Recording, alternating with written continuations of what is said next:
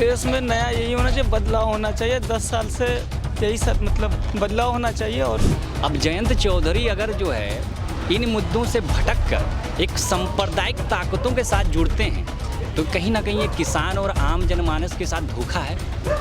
तो उससे जो है उन्हीं की अपनी छवि खराब हुई। और ये अगर चौधरी चरण सिंह आज जिंदा होते तो उनको बड़ा दुख होता है इस बात को लेकर। वो कुछ ऐसा खास नहीं किया है युवाओं के लिए कि उनसे जो एक्साइटेड हों, ताकि हर बार बात करते हैं वो इस पे एजुकेशन पे और जॉब के लिए ये मिलेगा वो मिलेगा, लेकिन अभी कुछ मिला नहीं है। चाहे मोदी जी बोले, चाहे योगी जी बोले, चाहे राहुल गांधी जी बोले, कोई भी शीर्ष नेता आके बोले जो पार्टी को लीड कर रहे हैं, वो छात्रों के लिए बात तो कीजिए भाई। जिसको शांति के लिए जिस स्लोगन को यूज किया जाना चाहिए उस स्लोगन को आप मारने के लिए यूज कर रहे हैं। That is not right. 4 PM news network में आप सभी का स्वागत है। मैं हूं क्षितिज कांत। इस समय अलीगढ़ मुस्लिम यूनिवर्सिटी के पास हूँ और मेरे पीछे आप देख रहे हैं तमाम छात्र बैठे हैं। ये सभी PhD स्कॉलर्स हैं या पोस्ट ग्रेजुएशन कर रहे हैं। आपको बता दें 2024 का लोकसभा चुनाव काफ़ी महत्वपूर्ण है। मैंने पश्चिमी यूपी कवर किया। दूसरे चरण का चुनाव का मतदान 26 तारीख को होना है और उससे पहले आपको बता दूं युवाओं के भी काफ़ी मुद्दे रहे, जिसमें युवा बात करते रहे कि इस बार बेरोजगारी का मुद्दा एक काफ़ी बड़ा मुद्दा रहेगा। लोगों से बात हुई तो महंगाई पर भी बात होती है। ये सभी अलग अलग क्षेत्र से हैं, भारत के अलग अलग कोनों से आते हैं अलीगढ़ मुस्लिम यूनिवर्सिटी में स्टूडेंट्स पढ़ने के लिए। हम बात करेंगे ये सभी इंटेलेक्चुअल क्लास के बच्चों से कि क्या कुछ करने वाले हैं और क्या मुद्दे होने चाहिए युवाओं के और किन मुद्दों पर वोट होना चाहिए, पब्लिक किन मुद्दों पर इस बार वोट करेगी, ये भी बात करेंगे। आपसे स्टार्ट करते हैं। इस बार किन मुद्दों पर बात हो रही, पब्लिक क्या बात कर रही है चुनाव से पहले, और देश में क्या नया होना चाहिए? देश में नया यही होना चाहिए, बदलाव होना चाहिए। 10 साल से यही सब मतलब बदलाव होना चाहिए। और मुद्दे यही है, महंगाई है, बेरोजगारी है, भ्रष्टाचार है। भारत जोड़ो न्याय यात्रा को लगातार टारगेट करने की कोशिश की, ऐसे आरोप लगते रहे, राजनीतिक विशेषज्ञ बोलते रहे। जैसे ही बिहार में एंट्री करती है नीतीश कुमार गठबंधन में, उत्तर प्रदेश में एंट्री करती है आरएलडी गठबंधन में, लखनऊ एंट्री करने वाली होती है 7 विधायक समाजवादी पार्टी से टूट करके भारतीय जनता पार्टी में, मुंबई पहुंचने वाली होती केजरीवाल जेल में। तो ये सारी जो गतिविधियां जो हुई, इसको किस नज़रिए से देखते हैं? ये जितनी भी गतिविधियाँ इस बीच हुआ है, जो उथल पुथल राजनीतिक उथल पुथल रहा है, कहीं ना कहीं अपोजिशन को जो है कमज़ोर करने की है। लाइक अगर आप जाएं महाराष्ट्र को हम सबसे पहले लेते हैं तो महाराष्ट्र में भी जो पहला जो आपका न्याय यात्रा चला या भारत जोड़ो यात्रा रहा, उसमें अपार सफलता रहा है। कहीं ना कहीं राहुल गांधी एक जो है एक स्ट्रांग और एक इम्प्रेसिव और लीडर के तौर पर जनता को जहां लगा है कि उनके मुद्दों को वो बोल रहे हैं, उठा रहे हैं, उनका कद बढ़ा है, तो इससे कहीं ना कहीं भारतीय जनता पार्टी या अदर अपोजिशन जो एनडीए ब्लॉक्स है उसमें खलबली मची। तो इसीलिए आप देखिए कि एनसीपी जो है शरद पवार की, उसमें तोड़ मोड़, अजीत पवार को ले गए, शरद पवार की पार्टी टूटी, शरद पवार ने अपना अलग ब्लॉक बनाया। उसी तरह शिवसेना को टूट कर उद्धव ठाकरे का गुट अलग बना, वो सिंधे अपना लेके उधर चले गए। और एनडीए, आप नीतीश कुमार की तो मैं बात नहीं करूंगा क्योंकि नीतीश कुमार कहीं ना कहीं बहुत ही 2015 से हम देखें 13-15 के बाद से तो कभी 2 साल इधर रहे हैं, कभी 2 साल उधर रहे हैं, तो उनका एज एक हम देखेंगे कि एक मौका परस्त है। क्योंकि मैं बिहार में बहुत दिनों तक रहा हूँ, काम किया हूँ, तो वहाँ पे जदयू जो है ग्राउंड पे कहीं ना कहीं ख़त्म हो रही, सिंक कर रही है, उसके कार्यकर्ता टूट रहे हैं। तो एनडीए जो भाजपा को जो है जदयू को ख़त्म करने में आसानी है, और जितना जो भाजपा के साथ अगर जदयू रहती है तो जदयू कहीं ना कहीं वो ख़त्म हो जाएगी और एक आरजेडी एक बड़ी जो है ब्लॉक वहाँ पे इमर्ज करके एक मेन अपोजिशन पार्टी के तौर पे आती है। और आप यूपी में आरएलडी का अगर भाजपा पे मिलना तो एक तरीके से किसान नेता, जो किसान आंदोलन है या किसान है या जाट है, उनको ठगा गया है। आप चौधरी चरण सिंह के सिद्धांत को देखिए, उनके विचारधारा को देखिए आप, उनका क्या विचारधारा था। एक सादा ज़िंदगी जीते थे, किसानों के मुद्दों के लिए लड़े, महिलाओं की सुरक्षा के लिए, और बाकी जो मुद्दे आम जनमानस के थे उन मुद्दों पे उन्होंने हमेशा लड़ाई लड़ा। अब जयंत चौधरी अगर जो है इन मुद्दों से भटक कर एक सांप्रदायिक ताकतों के साथ जुड़ते हैं, तो कहीं ना कहीं ये किसान और आम जनमानस के साथ धोखा है। तो उससे जो है उन्हीं की अपनी छवि खराब हुई। और ये अगर चौधरी चरण सिंह आज जिंदा होते तो उनको बड़ा दुख होता इस बात को लेकर। और अच्छा, एक बात और कर ले, देश की राजनीति पर क्या कहेंगे? इस बार तो 24 का लोकसभा चुनाव है, पब्लिक को क्या सोचना चाहिए और पब्लिक क्या सोच रही है? आप लोग इंटेलेक्चुअल क्लास है, स्टूडेंट्स हैं, अलीगढ़ मुस्लिम यूनिवर्सिटी में पढ़ाई कर रहे हैं, क्या सोच रहे हैं कि क्या नया होना चाहिए देश में? नया क्या होना चाहिए? अब आपकी अगर हम पिछले 10 सालों की राजनीति देखें भाजपा की, जो अब तो सत्ता में रही है, तो आपने एक बार जब 14 में आए नहीं थे, उससे पहले आप कौन सा क्या नारा दिए थे कि भ्रष्टाचार मुक्त, फिर दूसरी बात सबका साथ सबका विकास, आपने स्मार्ट सिटीज़, रोजगार। आपका अगर देखा जाए तो भारतीय जनता पार्टी जो है रोजगार पे बड़ी जोर दी थी 2014 में, 2 करोड़ नौकरियां देगी। एक पढ़ा लिखा तबका जो है, आज का जो है यूथ जो ग्रेजुएट है, वो जो है लगभग 50-60% से ज़्यादा आप देखेंगे तो यूथ जो है बेरोजगार है। और इंडिया जो है ये इस वक्त युवाओं का देश है, और युवाओं को अगर दिशा नहीं मिल रहा है, उनको रोजगार नहीं मिल रही है, उनके मुद्दों को नहीं उठाया जा रहा है, तो वो कहीं ना कहीं जो है ठगा महसूस कर रहा है अपने आप। तो जब जिसको भ्रष्टाचार मुक्त का नारा दे के आप खुद भ्रष्टाचारियों को अपने साथ मिला रहे हों और रोजगार पे बात ना कर रहे हों, और अगर आप जो है कल परसों जो है राजस्थान में प्रधानमंत्री नरेंद्र मोदी जी की जो है रैली हुई, उसमें स्पीच दिया आपने, आखिर में जो है आप फिर वही हिंदू मुस्लिम पे आके अगर आप वोट मांग रहे हैं, तो आपका वो विकास वाला नारा कहाँ गया? विकास जिस मुद्दे को लेकर आप आए थे कि विकास होगा, रोजगार के सृजन होंगे, और पर्चा लीक है आपका जो है कोई भी पर्चा हो रहा है, कोई भी यूपीएससी से लेकर हर चीज़ यूपीपीसीएस का है, और बाकी जितनी भर्तियां हैं उन पर पर्चा लीक हो जा रहा है, टीचर्स के जो है भर्तियां नहीं हो रही हैं, आंगनबाड़ी वालों का भी मसला है, बहुत दिनों तक धरना प्रदर्शन बड़े मुद्दे चलता रहा है, इस पर कोई नहीं जोर दे रहा है। आप एक जो है बेसिक जो बुनियादी इकाई है आंगनबाड़ी, आप उनको जो है बहाल नहीं कर रहे हैं, परमानेंट नहीं कर रहे हैं, कॉन्ट्रेक्चुअल है ना वो सब लोग, और उनको जो है क्या मिल रहा है? आप शिक्षा मित्र का देखिए, उनको भी क्या मिल रहा है? काफ़ी बड़े मुद्दे होने वाले। आपके पास आ रहा हूँ, 1 मिनट आपके पास आ रहा हूँ वापस, आपसे बात कर लूँ। क्या मुद्दे आप देख रहे हैं? किस विभाग से हैं आपने बताया? मैं तो इंग्लिश डिपार्टमेंट से हूँ। अंग्रेजी विभाग से। क्या आप मुद्दे देख रहे हैं? आप भी तमाम युवाओं से दिन भर में मुलाकात करते होंगे, इस बार देश के क्या मुद्दे देख रहे हैं आप? इस बार तो चेंजिंग के माहौल में जैसे युवाएं हैं वो चाह रहे हैं कुछ डेवलप हो, क्योंकि पिछली सरकार जो अभी भी है रूलिंग पार्टी में, वो कुछ ऐसा खास नहीं किया है युवाओं के लिए कि उनसे जो एक्साइटेड हो, ताकि हर बार बात करते हैं वो इस पे एजुकेशन पे और जॉब के लिए ये मिलेगा वो मिलेगा, लेकिन अभी कुछ मिला नहीं है इनका। भाजपा की कौन सी पॉलिसीज, कुछ तो पॉलिसीज होंगी जो आप लोग को पसंद आ रही होंगी? उनका पार्टी कोई ख़राब नहीं होती है, पॉलिसीज की बात कर रहा हूँ मैं बता रहा हूँ, पार्टी कोई ख़राब नहीं है, वो सपा हो, भाजपा हो, बसपा हो या मीम हो, कोई भी हो, पार्टी खराब, उसके जो कार्यकर्ता होते हैं या जो भी कह लीजिए मंत्री वगैरह, उनके ऊपर डिपेंड करता है कि वो कैसे ट्रीट करते हैं सिटीजन के साथ।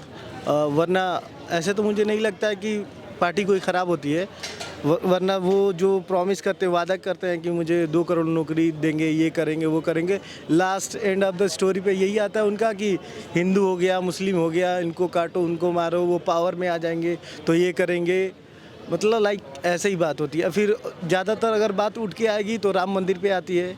तो अभी जब सरकार जब नई जो बनेगी, चाहे भाजपा की बने, चाहे इंडिया गठबंधन की बने, चाहे मायावती भी लड़ रही है चुनाव, कोई भी बने, तो उसमें नया क्या चाहते हैं आप? अभी जो 10 साल में लगातार तो भाजपा रही गवर्नमेंट में, नया क्या देख रहे हैं, नया क्या होना चाहिए? नया यही चाहते हैं कि युवाओं को जॉब मिले, ज़्यादा से ज़्यादा फैसिलिटीज़ मिले, और यही सब। और क्या युवाओं को क्या चाहिए? जॉब चाहिए, जॉबलेस की मतलब बहुत ज़्यादा कमी है यहाँ पे। तो भाजपा 10 साल में काम नहीं कर पाई? काम की है अपने स्तर पर, तो काम सबको जो उनके टच में है उनके लिए काम की है। अच्छा, एक बात और करें, रोजगार मेले लगवाती, यूनिवर्सिटी में भी लगे होंगे मेरे ख्याल से, आपके यहाँ लगे कि नहीं लगे?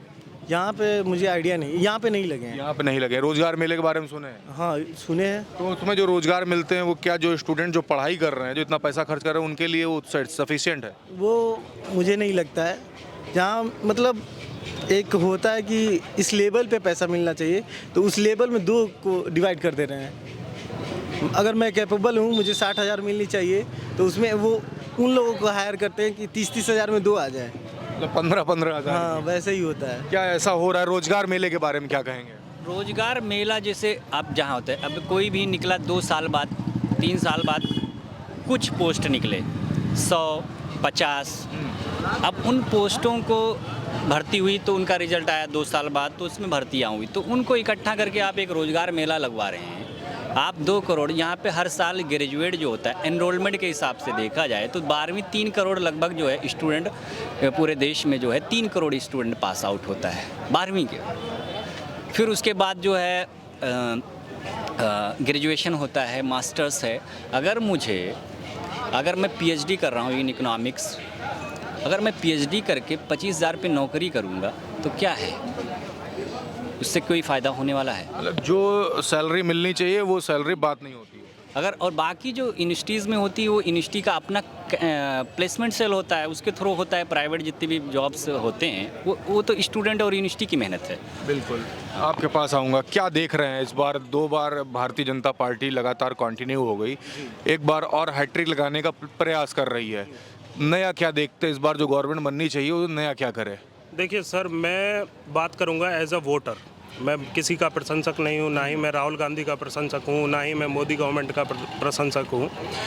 लेकिन एक बात कहूंगा कि मोदी के पास जो प्रॉम्प्ट और बोल्ड डिसीजन लेने की पावर है वो काफ़ी हद तक ठीक है। जैसे कि बात कहा 370 किया, लेकिन और बात की राम मंदिर वो हुआ, लेकिन बात हुई थी इसकी एम्प्लॉयमेंट की, वो कहाँ है? यूपी में HESC के फॉर्म आए थे 2022 में असिस्टेंट प्रोफेसर के लिए। अभी तक उसका कोई ना एग्ज़ाम है ना कुछ है। दूसरी चीज़, जितने भी बड़े एग्ज़ाम्स हुए हमने देखा, अभी RO का एग्ज़ाम हुआ था, उसका लीक हुआ, ठीक है। उसके बाद और भी एग्ज़ाम से, इवन कि यहाँ तक सोचिए कि जो बीएड वालों का एग्ज़ाम होता है वो तक एग्ज़ाम अभी आपका जो है वो लीक हो जा रहा है। तो कैसे एक युवा जो है भरोसा कर पाए इस पार्टी पर, ठीक है। दूसरी बात ये है कि अगर राहुल गांधी पे हम आते हैं तो राहुल गांधी की रैली हुई अलीगढ़ में। अलीगढ़ मुस्लिम यूनिवर्सिटी के दरवाजे पे वो खड़े थे। अलीगढ़ में अगर देखा जाए, जहां आप बैठे हैं इस एरिया में देखा जाए तो मुस्लिम बाहुल्य इलाका है। यहाँ पे जो हिंदू तादाद है बहुत ही मामूली है। अगर आप अदर एरियाज़ में जाइएगा तो वहाँ हिंदू अच्छे खासे आपको अलीगढ़ में मिल जाएंगे, लेकिन यहाँ पर्टिकुलरली, लेकिन उन्होंने किस पे बात की? उन्होंने तरह तरह के डेटा बताए कि ये डेटा इस बात का है, ये डेटा इस बात का है, लेकिन आप मुसलमानों के लिए क्या बोल के गए मुझे ये बताइए। आप यहाँ अलीगढ़ मुस्लिम यूनिवर्सिटी के दरवाजे पर खड़े होकर अलीगढ़ मुस्लिम यूनिवर्सिटी के छात्र के लिए आप क्या बोल के गए मुझे ये बताइए। बात तो कोई नहीं कर रहा है ना। अखिलेश यादव जी कहाँ एक बार मुझे बोले हैं कि छात्रों के लिए ये किया जाएगा या मुस्लिम छात्रों के लिए ये किया जाएगा। अभी हमने देखने में आया कि एक शीर्ष तो एक चीज़ पूछूंगा, क्या छात्र ये चाहते हैं कि मुस्लिम छात्रों के लिए अलग हो, हिंदू छात्रों के लिए अलग कानून बने? बिल्कुल भी नहीं चाहते हैं। छात्र चाहता है कि छात्रों के लिए हो। तो आप तो ऐसा प्रश्न खड़ा कर रहे हैं। चूंकि मैं यहाँ से बिलोंग कर रहा हूँ, मैं जिस कम्युनिटी के साथ बैठा हूँ मैं उसकी बात अभी रख रहा हूँ। मैं ऐसा नहीं कह रहा हूँ कि पर्टिकुलरली मुसलमान के लिए आप बोलिए। चाहे मोदी जी बोले, चाहे योगी जी बोले, चाहे राहुल गांधी जी बोले, कोई भी शीर्ष नेता आके बोले जो पार्टी को लीड कर रहे हैं, वो छात्रों के लिए बात तो कीजिए भाई। अब देखिए UGC नेट होता है, PhD स्टूडेंट कर रहा है।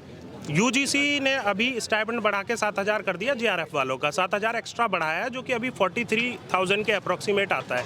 लेकिन वो छात्र जो सिर्फ कुछ परसेंट से 1-2% से JRF क्वालिफाई करने से रह जाते हैं, नेट क्वालिफाई कर लेते हैं, उनको स्टाइपेंड कितना दे रहे हो आप? 8,000। उस 8,000 में एक PhD वाला अपनी रिसर्च करे, डेटा कलेक्शन करे, लोगों से मिले, इंटरव्यू कंडक्ट करे या फिर अपना खर्चा चलाए, क्या करे उसमें आप बताइए। उनके लिए कौन बोलेगा? PhD वाला कहाँ कैसे कैसे करके वहाँ तक पहुँचता है? कितने लोग हैं? चंद लोग PhD करते हैं। मेरे क्लास में 40 लोग थे, 3 लोग एनरोल्ड हैं PhD में, मुझको मिला के। क्या उनके लिए बात कौन करेगा? उस मुद्दे पे बात कौन करेगा? बेरोजगारी पे बात कौन करेगा? मैं मानता हूँ मोदी जी जो हैं जैसे शीर्ष नेता हैं, उनकी करिज्मेटिक पर्सनालिटी है, बोलते हैं तो लोग सुनते हैं। लेकिन एक शीर्ष नेता जो देश को रूल कर रहा है, जो भावी प्रधानमंत्री है भी आने वाले, जैसा कि कयास लगाया जा रहा है कि हाँ भाई तीसरी बार सरकार इनकी आएगी और वो भी सकता है आए पावर में।